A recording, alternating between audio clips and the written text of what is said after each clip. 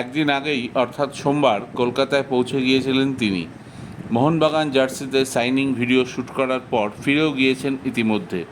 তার আগেই অবশ্য মুম্বাই সিটি এফসি জানিয়ে দিয়েছিল আগামী 5 বছরের চুক্তিতে মোহনবাগানে যাচ্ছেন আপুইয়া।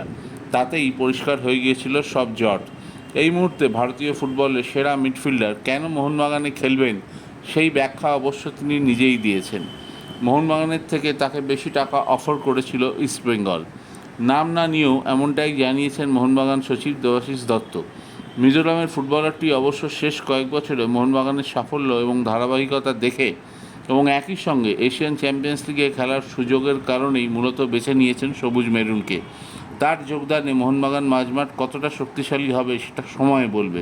অনিরুদ্ধ থাপা, সাহাল আব্দুল সামাদ এই দুজন ভারতের অন্যতম সেরা মিডিও ইতিমধ্যেই আছে মোহনবাগানের হাতে। তা সত্ত্বেও আপুইয়ার খেলা নিয়ন্ত্রণ করার ক্ষমতার জন্যই তাকে বড় অঙ্ক দিয়ে তুলে নিয়েছে মোহনবাগান। তো যে ভিডিও মোহনবাগান মিডিয়া টিমের তরফ থেকে রিলিজ করা হয়েছে তাতে দেখা যাচ্ছে আপুইয়া এই জার্সির জন্য আমি লড়াই করব এটাই বলছেন মূলত। আবার একবার ভারত সেরা এবং এশিয়ার মানচিত্রে এই ক্লাবকে গর্ব এনে দিতে চাই সেটাও বলছেন।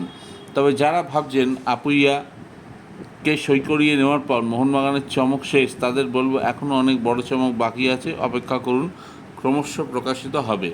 ভিডিওটি ভালো লেগে থাকলে অবশ্যই আমার চ্যানেলকে আরও বেশি সংখ্যায় লাইক এবং সাবস্ক্রাইব করুন, পাশে থাকুন।